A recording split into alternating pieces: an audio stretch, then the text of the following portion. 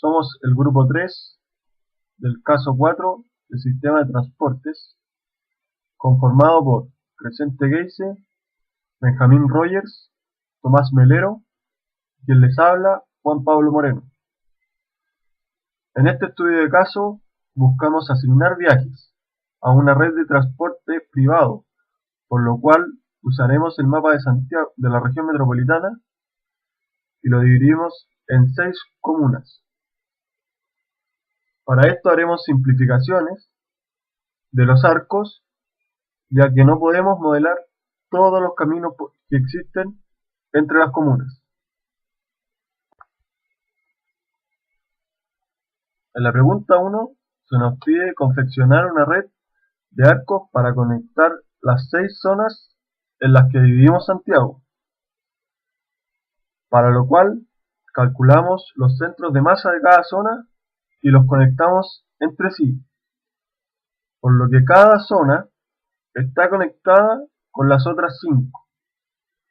Para este caso, utilizamos que el viaje de ida y de vuelta utilizaba el mismo arco. Para el cálculo de la matriz BPR utilizamos la siguiente fórmula. Para calcular el T0 utilizamos la distancia partido en la velocidad promedio. Luego el alfa y el beta estaban dados por el enunciado y eran 0,5 y 2 respectivamente. Para el cálculo del XA nos dicen que la matriz, que los arcos toman todo el flujo, son capaces de tomar todo el flujo, por lo que XA es igual a 0. Y luego nos queda la matriz de RBPR.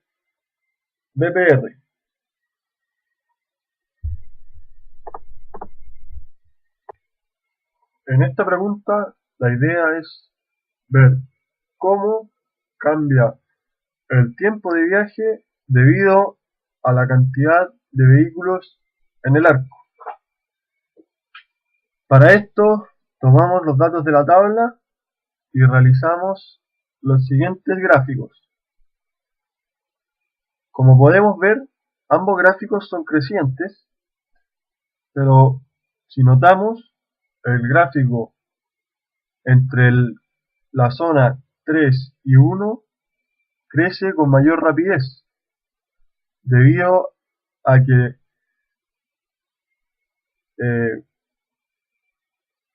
la capacidad de esta es bastante menor que la de 1,3.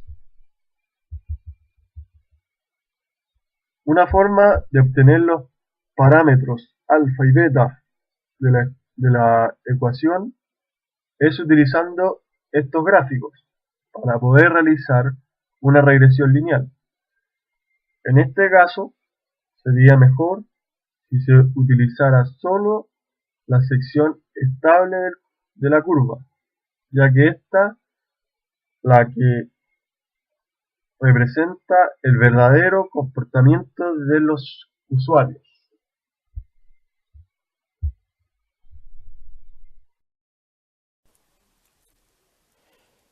Mi nombre es Benjamín Rogers y hoy les presentaré sobre las preguntas 3 y 4.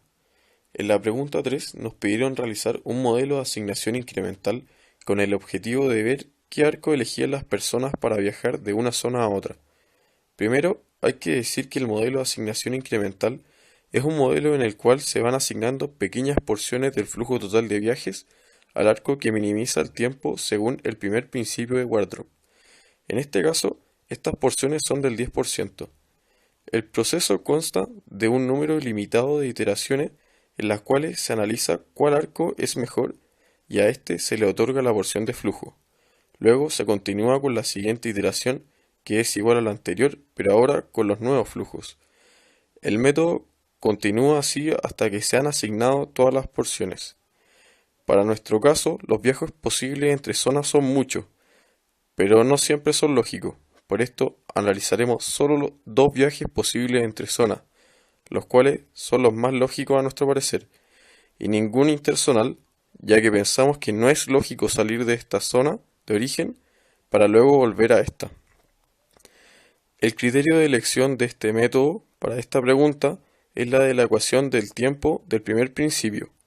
En esta ecuación vemos como factores importantes los parámetros alfa, beta y la capacidad del arco, y como variable el flujo. El criterio consiste en elegir el arco con menos tiempo posible, el cual sería la elección de una persona racional, sin tener en cuenta las externalidades de su elección. Luego de realizadas las 10 iteraciones, podemos ver que generalmente los arcos elegidos entre el origen y el destino son los más directos, lo cual es bastante lógico, ya que los arcos en este caso tienen mucha capacidad, por lo que no influye mucho la cantidad de flujo que pasa por este, es decir, la congestión.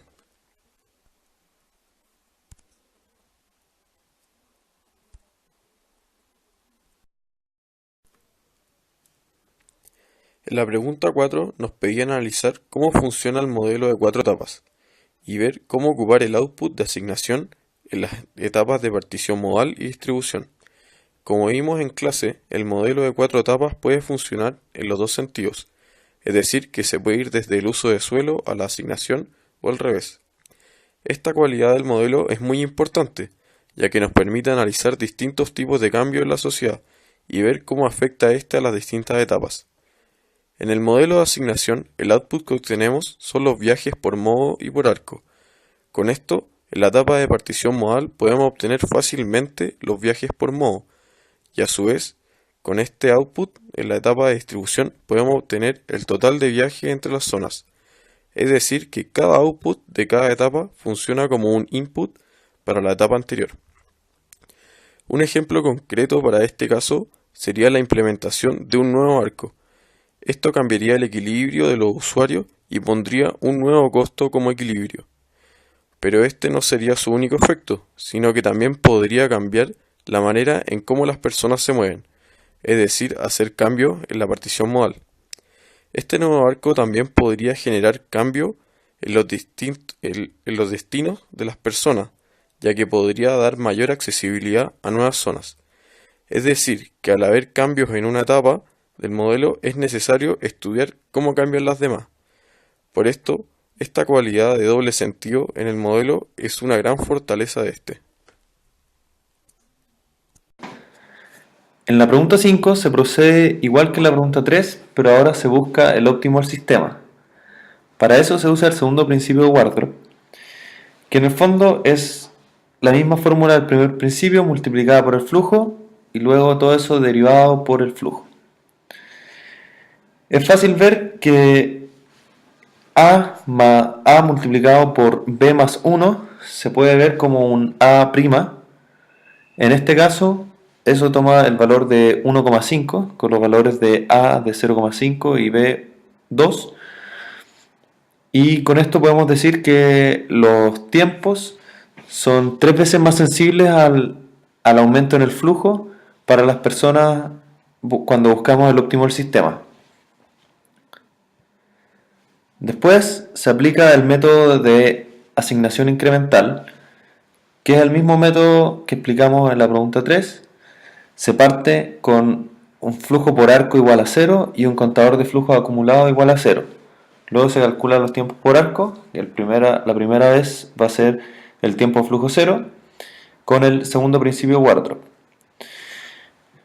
Luego se conforman los tiempos en las rutas para los pares OD sumando los tiempos de los arcos que lo conforman. Posteriormente se comparan todas las posibles rutas de un mismo par OD y se elige la con menor tiempo. Así se le asigna un décimo de los viajes al par OD, del par OD a todos los arcos de la ruta elegida anteriormente. Luego se contabilizan todos los viajes asignados a cada arco y se le suman los flujos contados antes al contador contado recientemente al contador de flujo acumulado.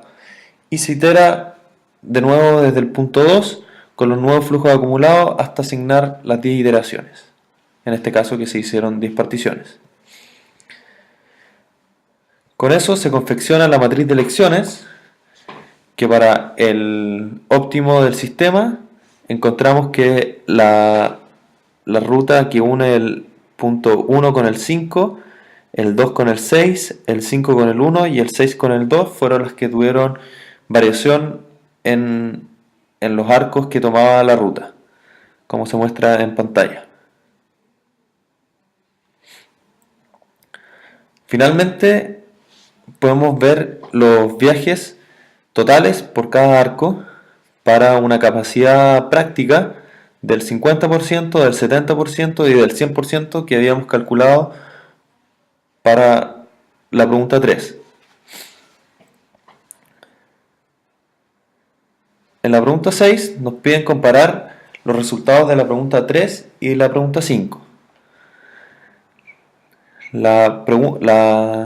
Los resultados de los tiempos los acomodamos en una matriz par origen-destino con los tiempos finales de cada par.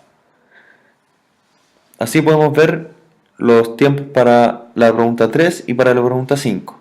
Para compararlos, simplemente dividimos los tiempos de la pregunta 5 con los tiempos de la pregunta 3.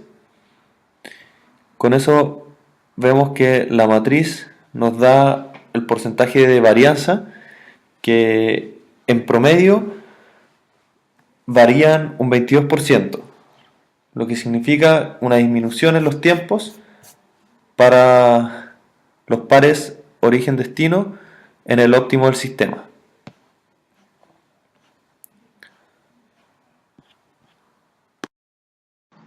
Hola, mi nombre es Tomás Melero y les presentaré la pregunta número 7. Para esta pregunta nos pidieron encontrar la tarificación óptima para que el óptimo surja de manera espontánea. Para esto encontramos la diferencia entre los tiempos de nuestro primer y segundo principio de Wardrop, la cual la diferencia la pusimos en esta matriz según la fórmula que tenemos aquí escrita, en la cual el valor del tiempo por la diferencia del tiempo nos dará el costo óptimo para tarificar. Nuestra diagonal nos dio vacía ya que no hay viajes dentro de una misma zona y nuestros valores dieron positivos porque estas son las tarificaciones de cada arco que las personas ocupan. Por lo tanto, nadie salió con un beneficio, es decir, a nadie se le aumentó el tiempo de viaje, ya que si hubiera aumentado su tiempo de viaje, para que el óptimo estuviera equilibrado, hubiera él necesitado una remuneración para que el beneficio de esa persona se mantuviera exactamente igual. Como conclusión de este caso, pudimos ver los diferentes métodos que se tienen para estimar las diferentes decisiones de las personas cuando éstas deben elegir una ruta de viaje. Siendo un ejemplo de esto el método de asignación incremental, el cual, por medio de iteraciones, asigna porciones de flujos a cada arco según su tiempo de viaje estimado. También vimos cómo se modelan las curvas de tiempo según su alfa y beta, y la capacidad de los distintos caminos. Por último, podemos ver y comparar cómo los tiempos de viaje generales disminuyen al momento de optimizar la red con el segundo principio de Wardrop, el cual es una mejora grupal, respecto a los tiempos del primer principio, el cual es una mejora individual. Y además podemos ver cómo se definen y utilizan las tarifas en los arcos y el para qué se utilizan. Fin de la presentación.